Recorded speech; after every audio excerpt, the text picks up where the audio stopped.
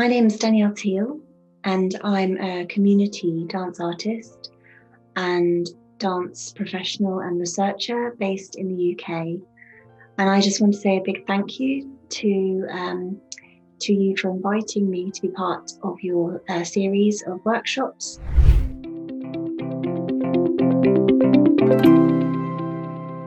The workshop is going to focus on the delivery of creative, choreographic approaches to dance for students who may or may not be familiar with the professional dance terminology, or in fact with dance education.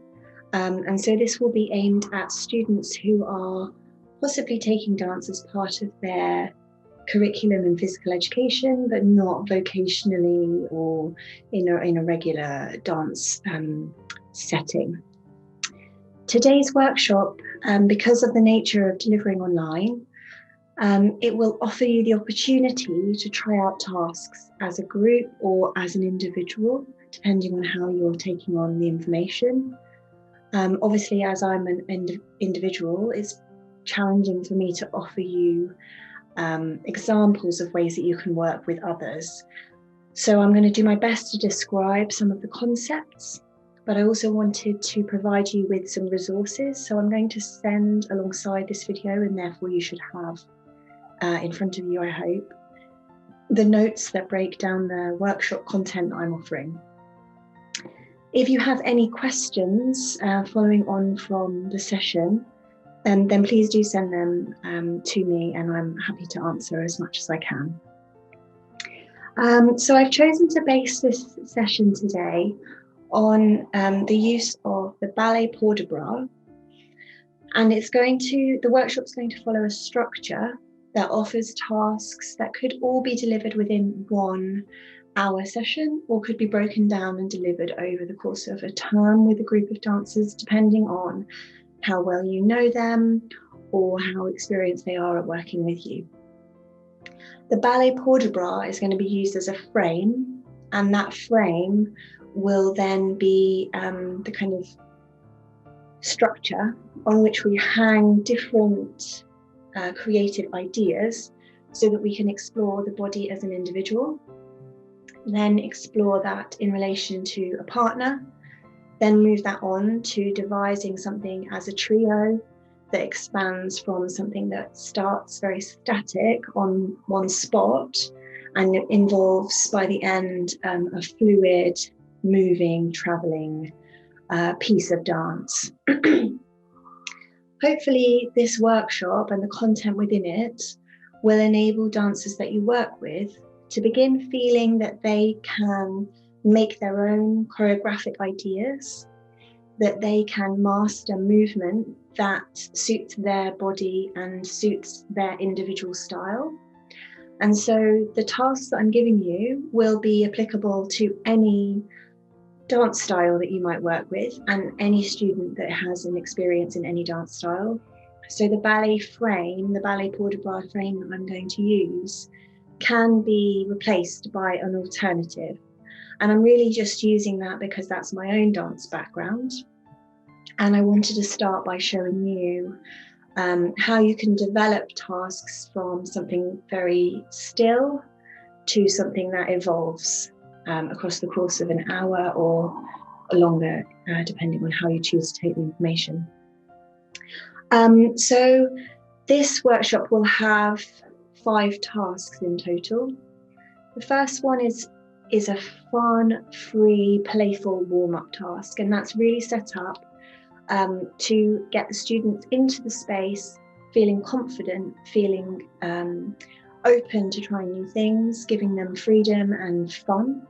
And so it's much more of a game than a dance task, but it focuses very much on the body, so really using the body in a way that they might not be used to. Then we're going to start with the port de bras, and the port de bras will be used for an individual exercise, and that exercise will be to explore the shapes and then to explore their use of those shapes. From there, we're going to move into a pair task. The pair task expands on the still shapes and enables the dancers to think about how they move between those shapes. So we're going from a game that brings people into the space, gets people excited and energized, into something that's quite static, that gives people the opportunity to think about how their body moves, into something that's more fluid, that enables them to think about the transition between shapes. Then we're going to bring a third dancer into the mix, so we're going to turn a duet into a trio. And the trio is going to look at another more technical aspect of dancing, which is to do with tension and push and pull. And so I'm just going to set that up through counterbalance, and that's something that you can work with your students to explore. And then finally, that's going to go into a travelling trio. So the trio that they create will involve both on the spot and travelling content. As I said, I'm going to try my best to demonstrate, but also explain and pause to give you the time to try things out, whilst you can also pause the video just to put your own music on and to try things that I might be offering you. Or you can digest everything that I'm offering you at once, and then you can go away with the notes and try the tasks out afterwards. So it's your choice how you take what I'm going to provide you today.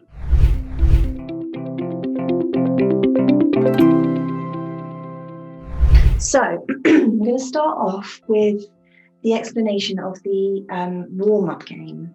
Now, in my experience, the warm-up start or beginning of a class is best served in free, fun, kind of wild and open style. I find often if you start a class with everybody in lines facing you and you're expecting them to follow exactly what you're doing, you can really close down people's creativity quite quickly. So this is just something to play with, and basically it's about thinking about the body. So ask your dancers to start walking around the space, and they'll walk in any direction in between each other, weave around and about with one another. And at any time, we're going to call out a body part. And so that could be head, elbow, shoulder, hand, fingers, hip, knee, whatever you choose. But when you call out that body part, they are going to have to run to find somebody else in the room, and they're going to choose, let's say you've said elbow, to find a position with the people in the room and connect their elbows together. So the two people's elbows will be touching. So they're walking around the space and you say head. And they have to run, find a partner, and they have to find a way of connecting their head with another person's. Now already they're thinking differently about how to use the body and how to create shapes, but also they're probably laughing and having fun and getting a bit more involved with each other. So the next phase of that task is that you ask them to use a body part and you give them a number. So they're walking around the space, you say knee, 3, and they have to get into threes and make a shape where they're connecting their knees together. So that's just another way of thinking about composition.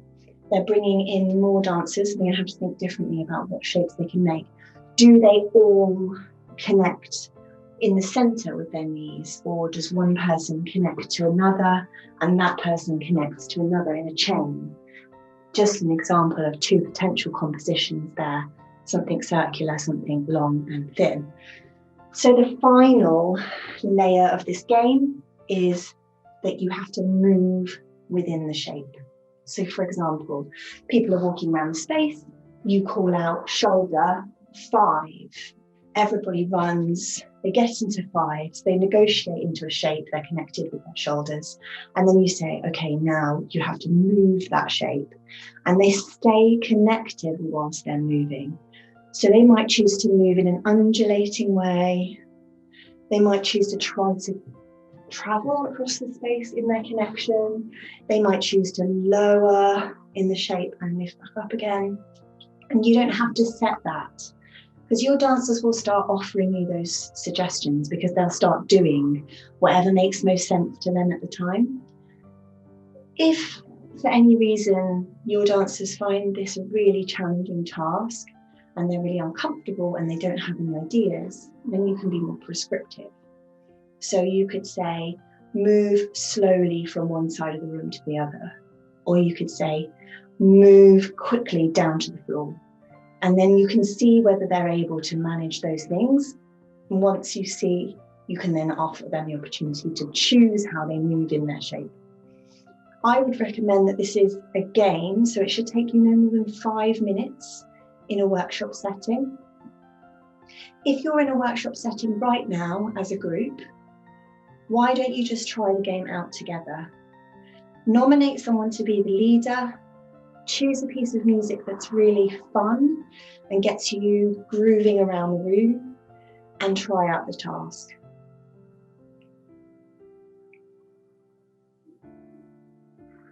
So if you did pause and try out the task, great.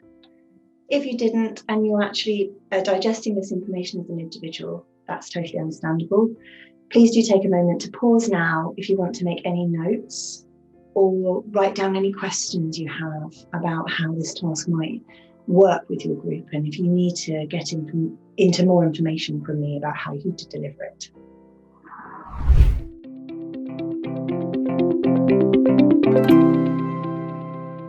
Stage 2 now.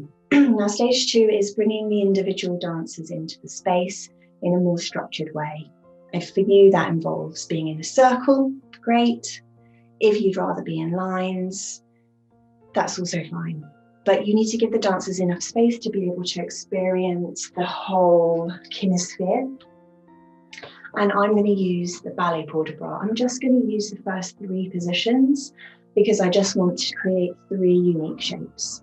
So first position in ballet, if you're not familiar with the positioning, is a rounded circular shape, very similar to 5th position, which is above the head. We're taking that just in front of the body here. Okay, so first position. And I would encourage you to teach these to your dancers in whatever way makes sense to you. Second position. So this one is an open, wide arm line. Notice that the arms are not extended too far back.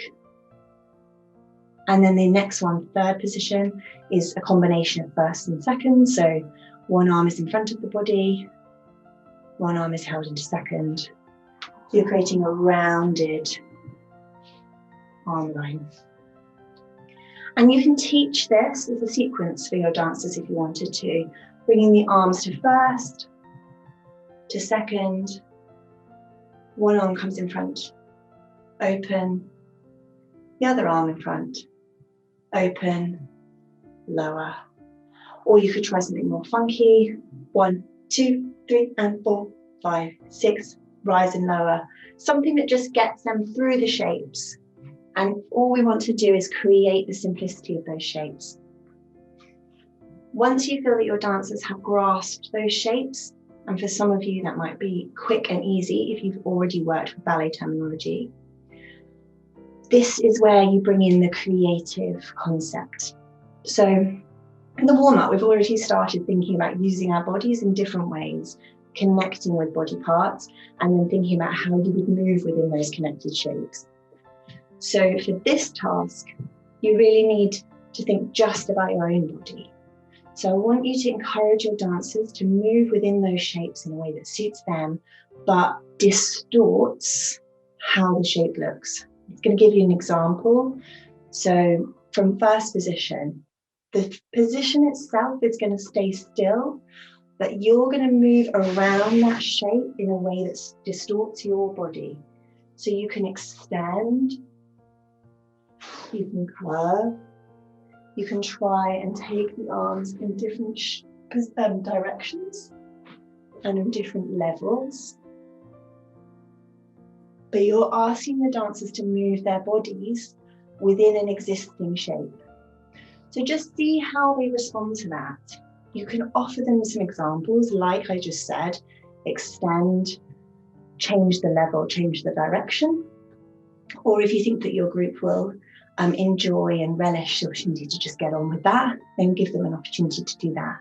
And you're just going to let them explore it. So they're going to go through first, just watch them as they explore, then suggest that they go to second, see how they shift in second position whilst maintaining the width, and then third, what's the difference? How can you change your relationship with that position?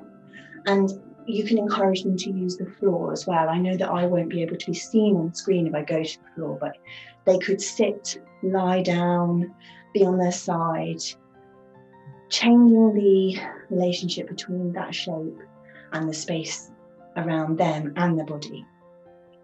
So that's a really individual exploration. I would suggest you put music on in the background and just let them have a little go. And actually, if you'd like to take another moment to pause this video now and have a go at that for yourself, then I really recommend you do, just to see how your body feels doing that task.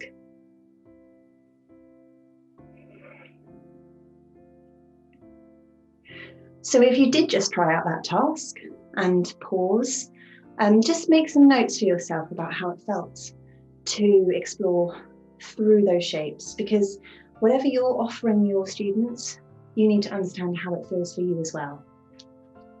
So the next part of this section, which is the individual dancers just working by themselves, would be for them to choose the 3 positions or shapes that they found that they liked the best. So in first position, in second position, and third position, which distorted shape did they favour? And you would want them to choose those 3 so that they could then fit them together. They don't have to have any transition in between them yet, but they need to know, okay, with first position, this was my favourite shape.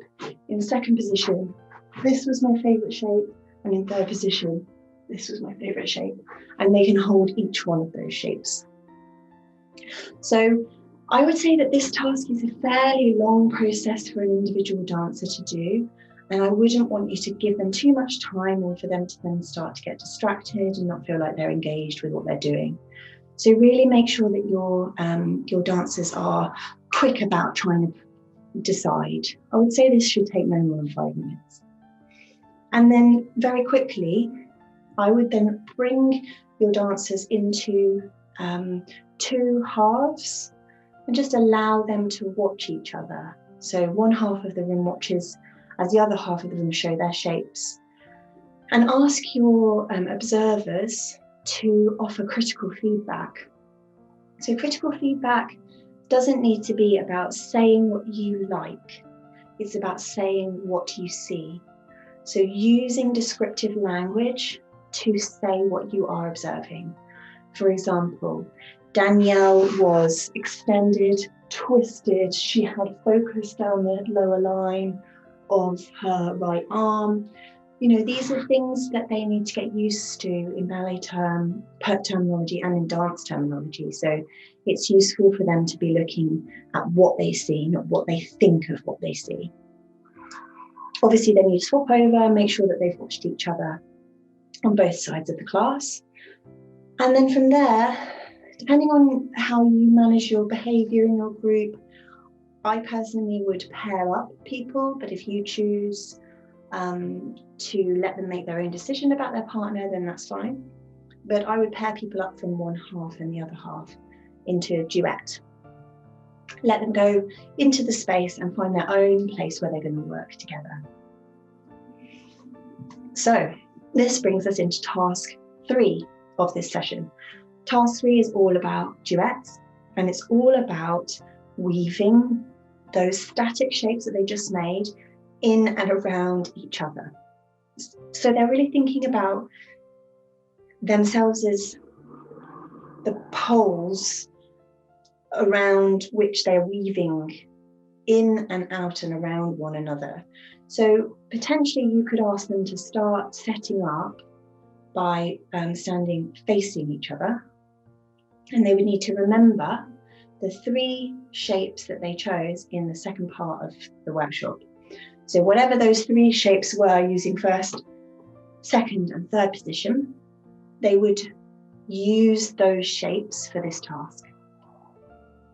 Label your pairs A and B, or 1 and 2, whatever you choose.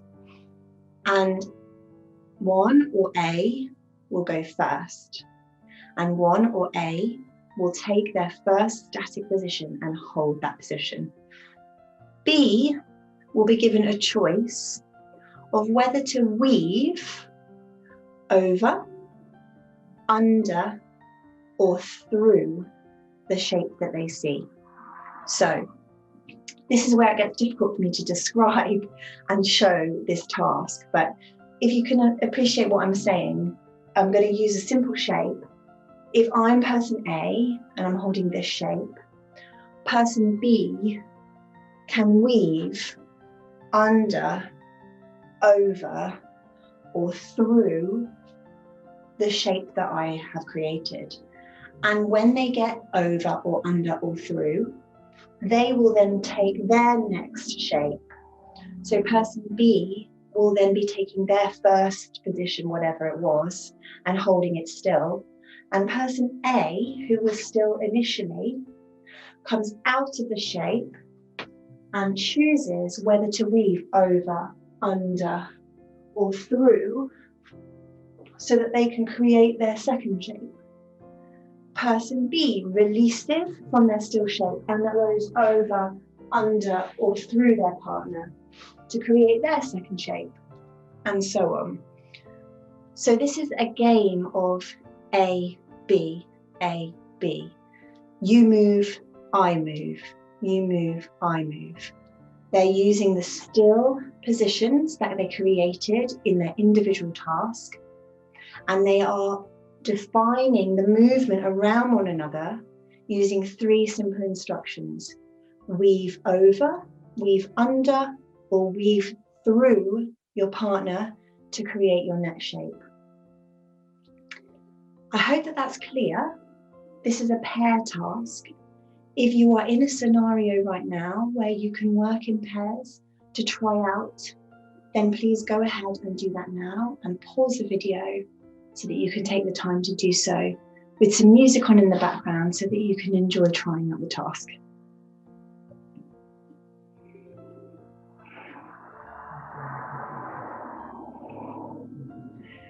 So I hope some of you were able to pause and try out what I was just describing. And if you did, how did it feel? What were some of the things that came up for you and your partner? What were some of the challenges? If you have any questions about that task and how you would deliver it to your group, please do present those questions to me so that I can answer them for you following on from the workshop. So you should now have a duet that has an A and a B dancer that goes over, under, and through so that it sort of circles itself. It doesn't really travel yet. There is also a bit of a staticness to it because one person moves and then holds a shape, then the next person moves and holds a shape, and then the next person moves and holds a shape, and so on. So at the moment, the interaction is fairly limited. The next stage of this workshop can be an evolution into trios, so 3s. If you want to, you can stay with 2s as well. And if you want to challenge yourself and your group, you could go to 4s. I find a trio a really interesting balance of number balance because you can always have one person still, and there's always an opportunity for different dynamics between partners. So I'm going to describe this as a trio, and you can absolutely choose if you want to make it a different setup. So the trios, the focus is about counterbalance, push and pull. So within what you've already created, the shapes that you've made and the weaving around one another, you're now going to try out a counterbalance. And for those of you that don't know the term as it's translated, a counterbalance is where 2 people come off balance and equally share weight with one another. So I'm doing this gesture because I wish I had a partner so I could show you, but if I was counterbalanced with another person and I pulled off my center of gravity, I would be sharing weight with my partner as they did the same thing. Another way of doing a counterbalance is to push equally a lot against a person and share weight as you move. And this is often done back to back. So you press against your partner back to back, and you can lower and lift. And if you're able to maintain an equal balance, then neither of you will fall. But if one person pushing more than the other, then the equality and balance isn't there, and you probably end up falling. So at this point in your workshop with your students, safety is key. You really need to set up the concept of a counterbalance really clearly. And the way I would do that is to make sure that you hold hand to hand, not hand to hand, wrist to wrist with the person that you're working with, so as not to be slippy on hand to hand. And you would lean your body weight back slowly until your arms were straight, but your feet are going to be closer together in the end counterbalance than your shoulders, because you want the two dancers' bodies to almost move like this until they're balanced. Feet at the bottom, close together, arms linked wrist to wrist, pulling away from each other until that they're balanced. And then slowly pulling back up to safety and then letting go. And I think it would be really important for you to make sure that everybody gets that concept around the space before you move into the next part of the task. Another way of teaching counterbalance push-pull is to use the wall. So you can push against a wall, and I'm leaning at an angle that I wouldn't be able to hold without the wall here. And the counterbalance with a person is the same thing, except the wall is another person. So again, this is about safety. Encourage your students to look after each other. They don't want to fall, and they don't want their partner to fall either. So play around with that with your students. Teach it thoroughly, teach it safely, and explore it. Make sure that everybody understands the concept before you then move on to the trio task. The trio task involves you taking what was a duet and turning it into a trio using the shapes and the weaving, and you can completely restart. So if your students find it difficult to refine and create a duet and then change it completely into a trio, then it might be that you want to introduce the trio step in another session. You might not want to do it within the same workshop. Give them the opportunity to work as a duet and hone something really good. And then the following week, when they've potentially forgotten some of what they did, you then say, well, it's okay, because you can let go of that now, and we're going to try it as a trio. So you've got your 3 static positions using first, second, and third. You've got your weaving over, under, and through, and you're going to introduce in your trio moments of stillness that involve push and pull. So that could be something so simple. Person 1 takes a shape, person 2 moves over and under, person 2 takes a shape, person 3 moves over and under, and then they pause, they reach out, and they take a counterbalance. There's a stillness. Person 1 starts moving, the counterbalance comes out, person 2 starts moving.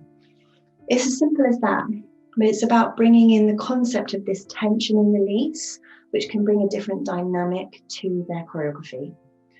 So far, the dynamics we've had include the stillness and static shapes and the weaving of the body, which is all quite fluid. So these punctuate with a moment of sharp change. So if you are in a situation where you can try out bringing in a third dancer and doing some counterbalance technique and trying to interweave counterbalance into duets that you made, then please go ahead and try that now. It's quite a challenging concept for me to describe here on my own. So the best way for you to really embody this is going to be to try it with the people around you. Obviously, if you're on your own right now and you're taking on this workshop on Zoom in your own space, then next time you're in a studio with other dancers, please do try out the counterbalance concept, and also really try out the task as a whole. before you offer it to some students. So I'm going to go ahead and pause in case you want to pause the video and try this out with the other people around you.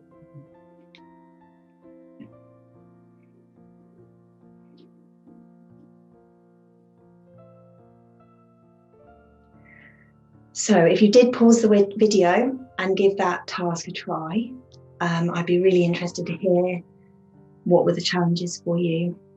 I can imagine that bringing a third dancer in and thinking about how you take turns, A, B, C, weaving around each other, and where you set the pauses is hard to think about.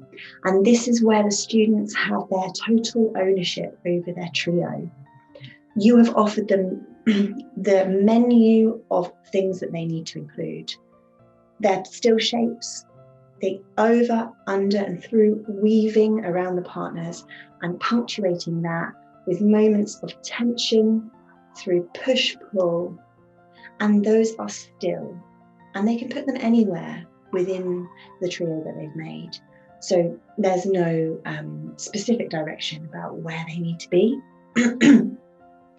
And the final part of devising this piece of choreography into something that could take up space is to add in the travelling.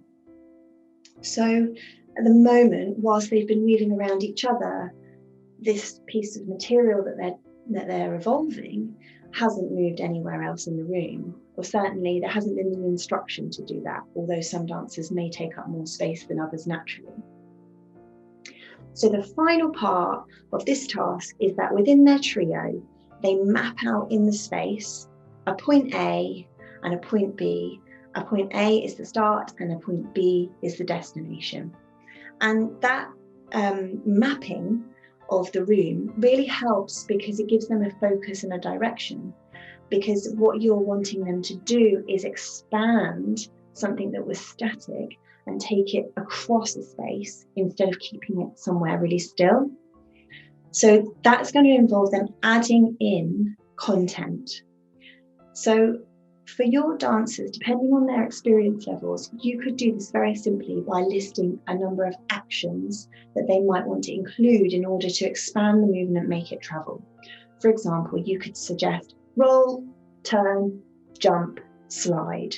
And those 4 movements can be interpreted by your students in whatever way they choose and added into their trio in whatever place they want it to be added in order to take the trio from point A to point B. It might be that you think that your students will use that in a kind of quite tokenistic or crude way. You know, you might find them doing something beautiful and then just doing a quick run and a jump and then continuing. So if you feel that that might be what happens with your students, then you could think about introducing these action words slowly. So you could start with them just adding in a turn somewhere within their trio, and then you could build up those words until they have them all and look at how they travel the trio in terms of qualities instead of actions. So for example, from point A to point B, you're going to accelerate. You're going to get faster until you get to the end. Or from point A to point B, you're going to go from high level to low level. So the action words will have been built into the trio anyway, which means that there'll be more movement vocabulary. And then using these choreographic concepts like levels or speed or direction will help to expand the trio into a travelling phrase. The other thing that you can do is you can think about markers along the way. Rather than A and B, you could try A, B, C, and then D. So you could have A as your start, B is where you're going to hold one of your counterbalances, C is where you're going to take a pause, and then D is where you're going to find your destination. And that means that they're aiming for different points in order to get to different places within the trio. The mapping concept gives them a focus. So whatever the focus is, whether it be a moment of stillness, an action word that gets them to that destination, or a quality of moving that moves the trio from one place to another, this will be the added layer to create a trio that is not just static but can move across space. From a directing point of view, you might find it interesting to place two trios in the space and allow the rest of your students to observe whilst they attempt to start making their trio travel and just see what it looks like. What you often find is that these choreographic moments of excitement happen when you're not expecting it to, especially when two pieces of dance that have been created completely individually end up being shared in one space. You find that suddenly people are doing movements at the same time or crossing each other in interesting patterns that they hadn't planned. So take a moment here. It doesn't have to be perfect, but let your students show each other what they're trying out. So not at the end of the process when they think that they're finished, but somewhere in that raw stage where they're trying out, they're traveling from A to B or to C or D. Stop them and just say, let's see what you've done so far. And remember, your audience members should watch and give critical reflection, which is to say what they see, not to say what they feel about what they see.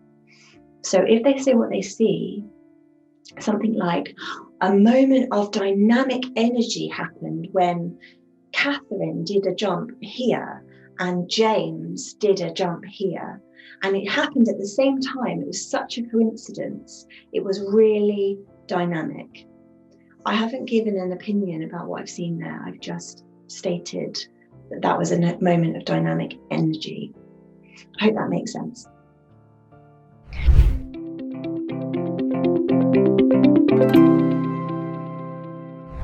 This has been quite a journey. We've started with something that breaks the ice, that enables the students to think about their bodies differently and move within and around one another. We've then gone right down and honed in on the individual dancer, and we focused on how they just uniquely and individually move around and within a set shape.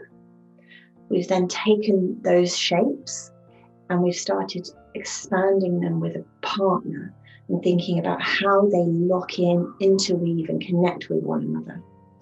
Then we've sort of added a bit of a challenge and we've put on a layer of tension and release, which it stops the action in its tracks, it stops the dynamics, and it enables a moment of pause.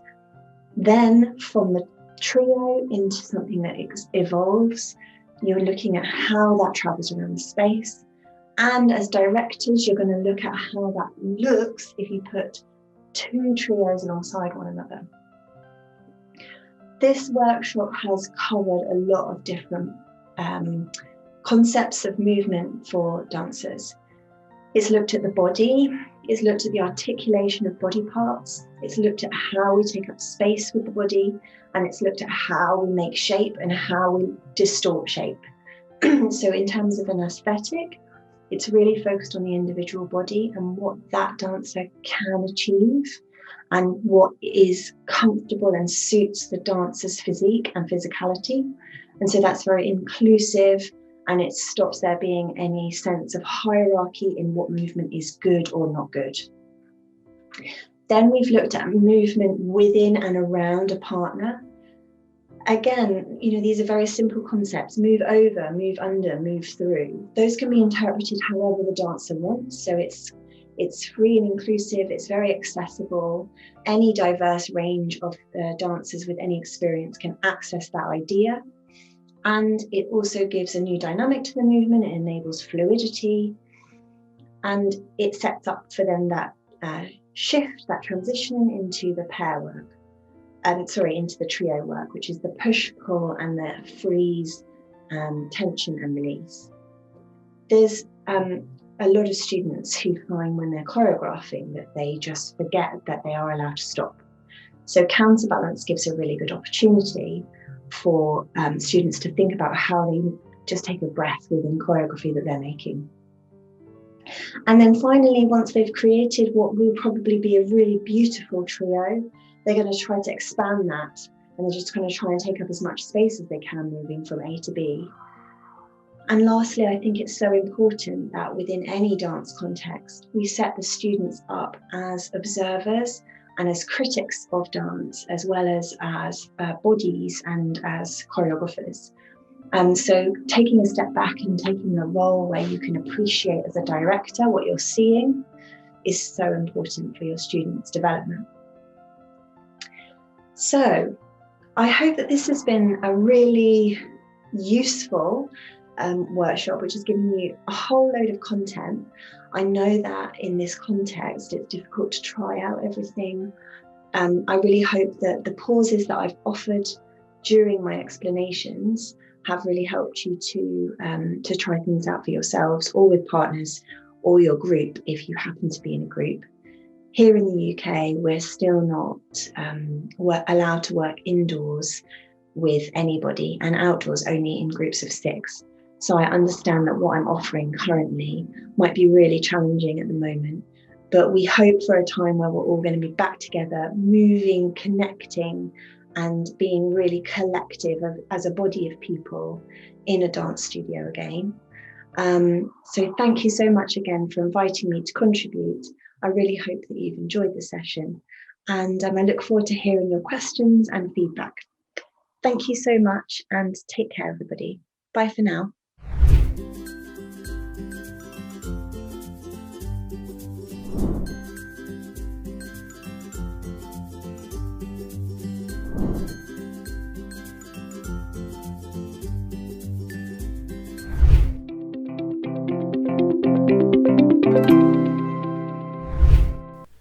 선생님의 워크숍 소재는 매우 흥미롭고 체계적이었으나 어쩌면 움직임 활동을 처음 접하는 학생들에게는 어려울 수도 있겠다는 생각이 들었습니다. 간혹 학생들이 어려워하거나 움직이는 것을 두려워할 경우 어떻게 대처하시는지 궁금합니다. It's a really interesting question, and I assume it's a question that's come due to your experience with the students that you work with currently. I would say that one of the things I always do is try to relate what I'm doing to my students. So if you're working with a group of people who are new to dance and wouldn't be familiar with terminology that comes from ballet repertoire or any other technique, then relate the movement to something they already know.